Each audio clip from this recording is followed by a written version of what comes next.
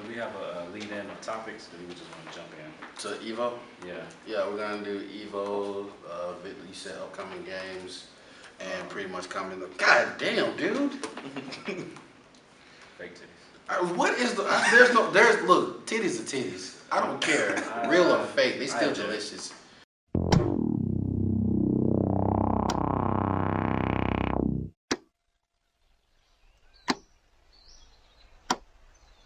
Kev, you want to introduce this segment? Yeah, well now, he's over here looking at. Take lead.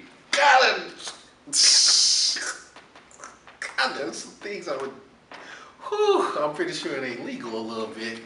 What you do is like you get like a can opener with some peaches and an army of one hat and Santa Claus left boot, and I can make magic with that bitch. Oh, wait. Hi, welcome to Slander Society. I believe we're going to this week. Pretty sure. Slander Society. Slander Squad. We'll go Slander Squad. Okay. We're Slander Squad. Mm-hmm. Today we're going to feature some new topics with the Evo, as well as some of the latest updates with Capcom. First, I would like to introduce to my left. This is Sad George. How y'all doing? A horny mofo. I second that. And to jump right into it, let's talk about some of the fighting games that we've witnessed. We're not going to go through the whole loser brackets. Fuck that. We don't need to see if you didn't make it to the end. You really don't matter. To start off with, we're going to go into the Street Fighter Arcade final fight between Jin and Tokido, where Jin was rocking, Jin, Xian was rocking Jin, and Tokido was rocking Akuma. Did anybody catch that fight? I actually did not. Okay, so you're irrelevant right now. Okay. Okay, both of you guys are irrelevant. Let me tell you how this went down. First of all, I gotta give props up to my boy Jin, who played the patient game, who avoided the whole vortex maneuver that Akuma was trying to pull. It was fucking beautiful. His timing, his spacing, he had everything down. He linked his ultra to his super like in a masterful play. I gotta give it up because Akuma does give some heavy damage, but you had to see it to believe it. The focus cancel into the ultra was beautiful. The whole, because you know when anybody gets Akuma, the first thing they want to do is shoot a fucking air fireball. I mean, it's a cheesy move, but it works. You do, but I gotta give props to Tokido because cut that shit off because Tokido was shooting the low air fireballs to prevent any counter. And Jin eventually worked his way around it, focus dash, got in there to the nitty gritty, side fucked him, but the Raging Demon that he caught him with off guard was nasty. But since nobody else caught that, of course. I got a question for you.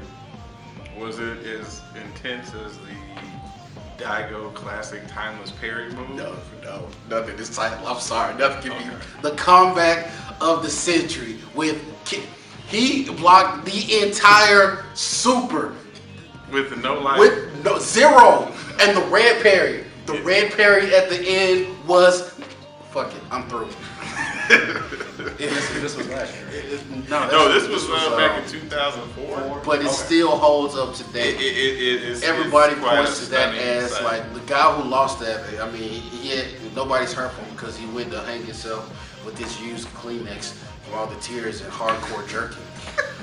Now we're moving on to the Justin Wong versus Flocker. How about the video? Wait, before we do, the game that they were playing was the Modern Warfare 3 Ultimate Edition.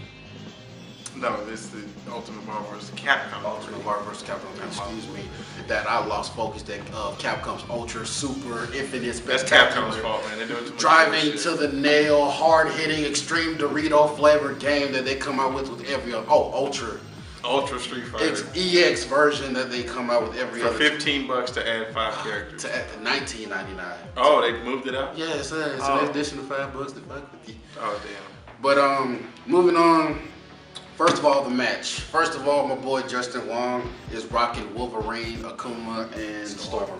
Storm, why did not even see as a final character like that? She was putting in work like it wasn't nothing. She was his go-to person for, if you want to play keep away, I will get you from across the board. Now, on that note, you move over to Justin Wong, who was rocking Zero, Hawkeye, and Virgil. Yes. And I quite honestly, after reviewing it, I've never seen Zero be used in in such a capacity ever. Zero's the kind of character you only pick if you're just trying to show off like your flamboyant overall general skills. And even then, you know you're gonna take that ass whooping because you're gonna go ahead and use Phoenix. This motherfucker was flamboyant. This motherfucker was so flamboyant. He was like the gay guy in Piedmont Park in the peacock green dress. That motherfucker was ultra flamboyant. Like Liberace flamboyant. It was so Liberace gay. and Boy George. Exactly. It was so gay that if he touched water, it'd turn to sweet tea. That's how flat his use. Exactly. Big risk broken. Tambourine player, the whole nine. Now, But it was so strategic to the way that he used Zero. It seemed almost broken, almost like a Batman on steroids or something. exactly.